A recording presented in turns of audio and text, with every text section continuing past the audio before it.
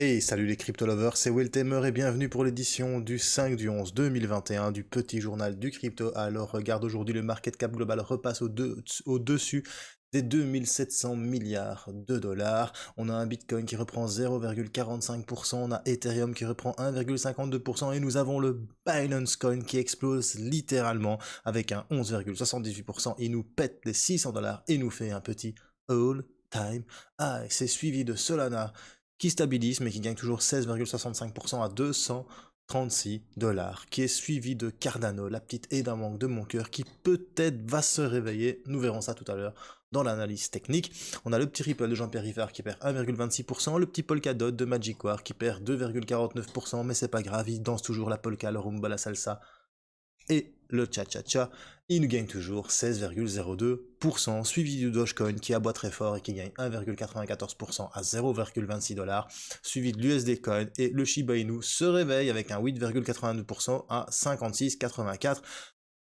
On va regarder les top gagneurs du jour, ladies and gentlemen. Nous avons crypto.com qui explose littéralement à 37% à 0,37 dollars. Pourquoi? Eh bien le CRO a été listé sur Coinbase Pro. Nous avons le Loopring qui te fait un petit 26,30% et Cadna qui te fait 19,56%, rien que ça. Et attention, mesdames et messieurs, Internet Computer ICP se réveille, mais que se passe-t-il?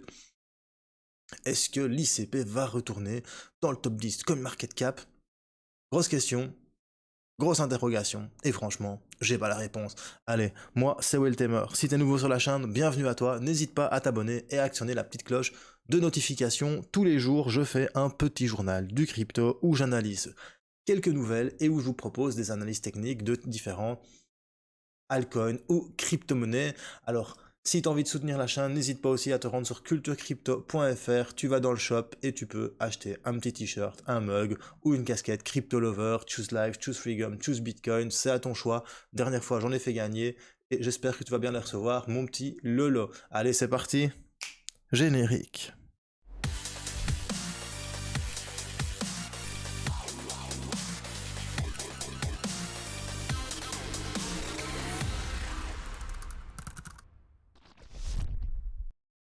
Alors la news du jour, ça se passe sur Twitter, ça se passe sur SundaySwap Lab. Alors SundaySwap, qu'est-ce que c'est? SundaySwap, c'est un swap qui va être créé sur la blockchain Cardano. C'est basé sur Uniswap euh, et c'est vraiment pour moi l'application de DEX décentralisée qui va exploser lorsque ça sera lancé sur la blockchain Cardano. Et ladies and gentlemen, enfin le formulaire de candidature pour l'Initial Staking Offering SPO est maintenant ouvert. Alors qu'est-ce qu'une Initial Staking Offering? Eh bien en fait, sur Cardano, ça ne se passe pas comme sur les autres blockchains. Sur Cardano, pour gagner des jetons, qu'est-ce que tu fais? Tu délègues tes crypto-monnaies. Donc tu stacks tes Cardano sur certaines pools et tu gagnes des coins. Par exemple, j'ai stacké sur ADA Ape, donc c'est pour gagner des NFT Ape sur la blockchain ADA. J'ai aussi stacké mes Cardano sur une autre pool, c'est pour gagner des mines, et c'est du Mine River, c'est aussi un DEX liquide.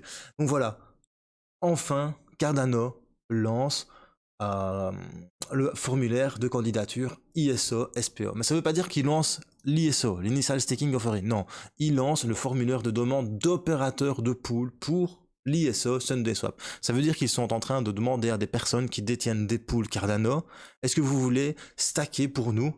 Et comme ça, les gens qui stackent chez vous, ils gagneront des tokens SundaySwap, tout simplement. Conclusion, c'est parti. Dès que les piscines, donc dès que les pools seront lancés pour SundaySwap, on va pouvoir staker pour SundaySwap. Conclusion, Wiltemer va te faire une vidéo spécifique sur SundaySwap. Après ça, on apprend que Cardano pourrait exploser de 400%, mais il n'y a pas que Cardano qui pourrait exploser selon ce crypto-analyste. Il dit aussi que DOT, donc Polkadot, est aussi prêt pour exploser. Il attend un Cardano à 10 dollars, tandis qu'il attend un Polkadot entre 250 et 650 dollars, ce qui est très très bien. Ça ferait un petit x5 pour le 250 dollars et ça ferait un petit x7, voire un petit x12 pour les 650 dollars. Et ça pourrait être vraiment très sympathique. D'ailleurs, ce trader qui s'appelle Capo a décidé de vendre tous ses Cardano pour les mettre sur du Polkadot parce que pour lui, c'est Polkadot qui va tirer son épingle du jeu. Moi, perso, je pense que Polkadot et Cardano sont sur la même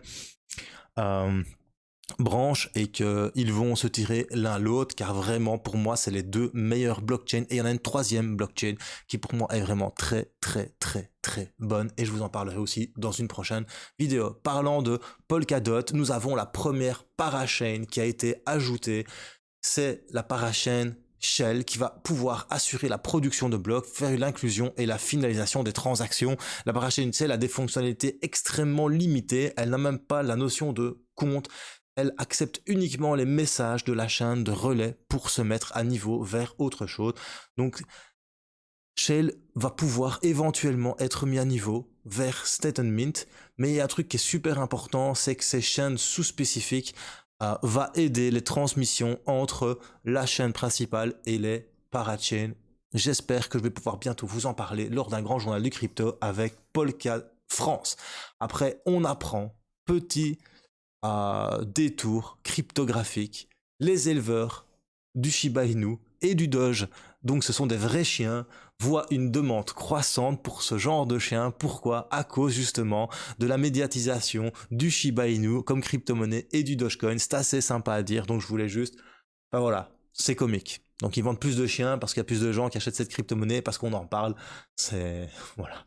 C'est pour montrer un petit peu dans quelle optique se trouvent les gens en ce moment. On ne parle plus que ces deux crypto-monnaies. En parlant de ça, on apprend que Kusuma, Cardano et Polkadot sont les trois principales crypto-monnaies ayant la plus grosse activité en développement. C'est la liste fournie par CryptoDriffer. Les trois blockchains les plus activement développées sont actuellement, comme je viens de te dire, Kusuma, Polkadot avec 131 commits sur GitHub. Donc c'est comme ça qu'ils gèrent et qu'ils savent qui développe le plus sur les blockchains. Donc nous avons en position numéro 1, Polkadot et Kusuma.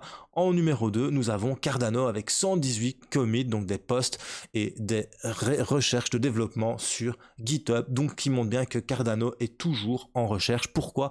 Eh bien, Kusuma, ça a été conçu pour servir de bac à sable pour les développeurs qui souhaitent créer quelque chose pour le réseau principal Polkadot, ce qui rend raisonnablement, logique que cette blockchain a beaucoup de développement. Et pour Cardano, ils viennent de clôturer les trois premières places parce qu'il y a beaucoup de développement sur le GitHub et autour de ces 30 derniers jours, les développeurs Cardano ont beaucoup apporté par rapport aux contrats intelligents sur Cardano, car ça prend beaucoup de temps de faire les contrats intelligents. C'est sûr que même des fois moi je perds patience, mais bon voilà, je me suis un peu encore renseigné dernièrement, ils avancent toujours et j'ai trouvé cet article, il n'y a rien à dire, mais voilà, Cardano est quand même sur la 3e position en développement, donc je pense que Cardano va bientôt peut-être pumper avec l'arrivée de SundaeSwap, avec la cassure de certaines résistances et surtout avec l'arrivée de toutes les fonctionnalités qui sont en train d'être développées sur le GitHub. Voilà, c'est tout pour les petites news. On va passer à l'analyse technique. On va commencer sur Cardano. Donc regarde ici. Pardon, papam, ça a planté. Voilà, donc on commence sur Cardano. Donc Cardano ici, je suis en weekly et tu vois vraiment qu'en weekly, Cardano est en train de nous faire un bisou descendant. J'avais pas fait attention. Voilà. Hop. Cardano nous fait un petit biseau descendant sur du weekly. Et je vais te montrer, c'est pas moi qui vais le dire, c'est pas moi, parce que après on va pouvoir dire oui, mais oui, le nanani, nanana. Hop, je pense qu'il y avait descendant. Donc, qu'est-ce qu'un biseau descendant? Hop, on va directement aller dessus. Un biseau descendant, c'est ceci. Un support baissier et une résistance baissière. Il y a une cassure à la résistance au 4e top. Et là, la target, c'est ici. Hein, donc c'est le 3e point. Alors, si tu regardes sur Cardano, non, annulé.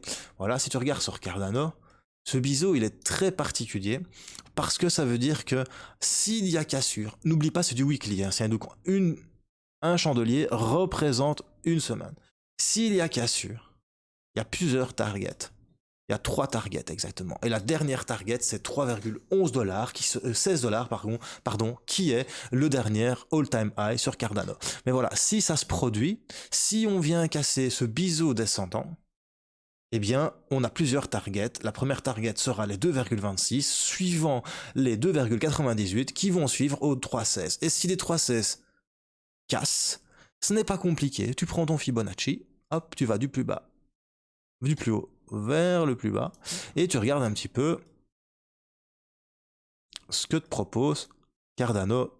Je mets plus à l'échelle. Donc on ferait un one-to-one forcément en arrivant au 100% de Fibonacci. Et après, ici, tu verrais carrément, si on fait un 200% de Fibo, on serait à 4,51. Mais avant, bien évidemment, tu as ces résistances qui sont les 127,20 de Fibonacci, les 138,20 qui sont super importants, qui seraient à 3,67, suivi de 161,8% de Fibonacci à 3,98 et les 178,60% à 4,22 qui terminerait avec un pump de one-to-one x2 à 200% à 4,51. Et si on venait à casser les 200%, on serait peut-être carrément en train de venir chercher les 5,69%. Ceci est du long terme. N'oublie pas que ici, c'est une semaine. Donc voilà.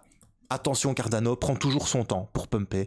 Et quand Cardano fait un biseau, généralement derrière ça repump. D'ailleurs, regarde ici, c'est exactement ce qu'il nous a fait. Donc on part de là. Pardon, hop. On a fait un petit biseau. On peut même mettre comme ça, hein. Voilà.